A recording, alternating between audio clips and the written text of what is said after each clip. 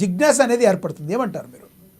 అంటే తను చెప్పింది ఏంటంటే ఆ రోజు ఆయన ఈ మారుతినగర్ సుబ్రహ్మణ్యం అనేటువంటి సినిమా ఫంక్షన్లో మాట్లాడారు.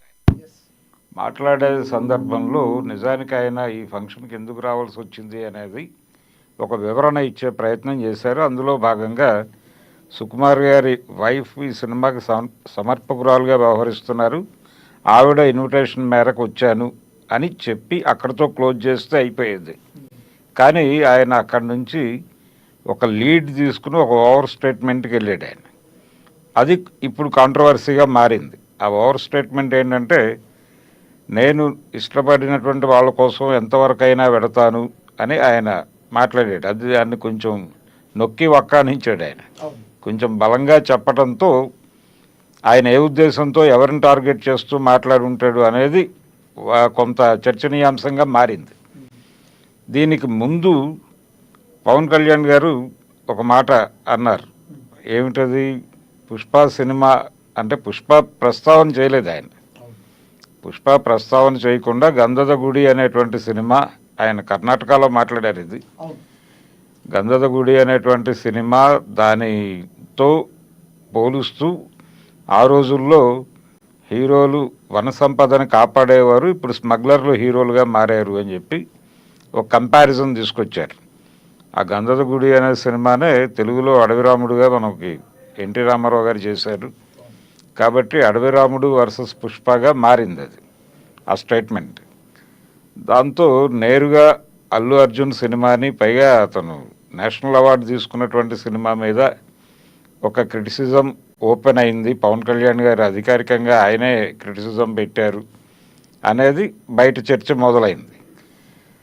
ఇలా రకరకాలుగా అంటే ఆయన వైసీపీ క్యాండిడేట్. దీనికంటే ముందు భరద్వాజ్ గారు, దీనికంటే ముందు ఏదైతే రాష్ట్ర ఎన్నికల సందర్భంగా ఒక ఇష్యూ జరిగింది, ఆ ఇష్యూలో ఆయన నంద్యాల ఎమ్మెల్యేకి ఆయన శిల్పారావుకి ఆయన వెళ్ళి మద్దతు ప్రకటించాడు. మద్దతు ప్రకటించడం అంటే అక్కడ కూడా చాలా ఇదిగానే వ్యవహరించాడు, లౌక్యంగానే వ్యవహరించాడు ఆయన. అంటే ఎవరి ప్రస్తావన చేయలేదు, అంటే కూటమి నాయకుల ప్రస్తావన చేయలేదు ఆయన. అలాగే తన మిత్రుడు ఏ పార్టీకి చెంది ఉన్నాడో ఆ పార్టీ నాయకుడి పేరు కూడా ప్రస్తావించలేదు. చాలా లౌక్యంగా ఇతను నా మిత్రుడు, ఇతను మంచివాడు, ఇతను ఎన్నుకుంటే మీకు మంచి జరుగుతుంది అన్న టోన్లో మాట్లాడేసి వచ్చేసాడు అక్కడ. ఇలా ఇదే సందర్భంలో నాగబాబు గారు చేసినటువంటి ట్వీట్ కొంత మంట రాజేసింది. నిజానికి వీటన్నిటికీ మాతృక Sarrainodu pre release event. Pawan Kalyan అని అరవటము, నేను మాట్లాడను బ్రదర్, నేను చెప్పను బ్రదర్ అని ఆయన అంటాం. అక్కడి నుంచి మొదలైంది. అంటే అల్లు అనేది ఒక బ్రాండు, మెగా హీరోలతో కలిసి అంటే ఆ కాంపౌండ్లో ఉండటం కాకుండా తన ప్రత్యేకమైనటువంటి ఐడెంటిటీతో ఉండాలి అనేటువంటి ఒక అభిప్రాయంతో వాళ్ళు ఉన్నారు అనేది క్లియర్గా ఉంది. అరవింద్ గారు ఒక సందర్భంలో మాట్లాడాడు. ఆయన మాట్లాడుతూ, నేను చిరంజీవి గారు ఆయన నటుడిగానే నేను నిర్మాతగా ఉన్నాము, మేమిద్దరం ఒకళ్ళ ఎదుగుదలకు ఒకళ్ళం దోహదపడ్డాం.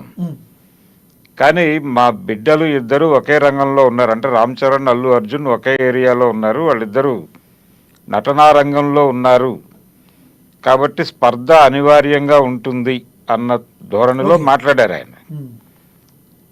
ఈ ప్రకటన చేసే సందర్భంలో ఆయన చాలా స్పష్టంగా చెప్పాడు, అంటే మేము పోటీ పడుతున్నాం అని. దేనికి పోటీ పడుతున్నారు అంటే మెగా స్థానానికి పోటీ పడుతున్నారు అనేది క్లియర్. అక్కడ వివాదం ఉంది తప్ప ఇవన్నీ అంటే ఇప్పుడు ఈ తాడేపల్లిగూడెం ఎమ్మెల్యే గారు మాట్లాడి మళ్ళీ దీన్ని వార్తల్లోకి తీసుకొచ్చారు. ఇది మన బులిశెట్టి శ్రీనివాసు దీన్ని మరొకసారి ఎజెండాలోకి తీసుకొచ్చి ఆయన కొంచెం సీరియస్గానే రియాక్ట్ అవుతూ, మెగా అభిమానులు ఉన్నారు తప్ప అల్లు అనేది విడిగా లేదు అన్న టోన్లో ఆయన చిరంజీవి గారి అభిమానులు ఉన్నారు అని సీరియస్గా మాట్లాడారు. కానీ ఈరోజు మళ్ళీ ఆయన కొంత తగ్గారు. అల్లు అర్జున్ని నేనేమి అనను, అతనితో నాకేమీ విభేదాలు లేవు, మొన్న అన్నాడు కాబట్టి నేను రియాక్ట్ అయ్యాను, మళ్ళీ అంటే రియాక్ట్ అవుతాను తప్ప రెగ్యులర్గా అతని మీద రియాక్ట్ అవ్వాల్సిన అవసరం తనకు లేదు అని మాట్లాడాడు ఆయన ఈరోజు. ఓకే. అంటే కొంత అంటే దూరం చేసుకునే ఉద్దేశం లేదు అనేది ప్రకటించినట్టుగా అనిపించింది. ఓకే ఓకే ఓకే సార్, నేను మళ్ళీ వస్తాను మీ దగ్గరికి. మనతోటి జనసేన నేత వీర మహిళ సుజాత కాజా గారు ఉన్నారు, ఆవిడతో మాట్లాడదాం. సుజాత గారు.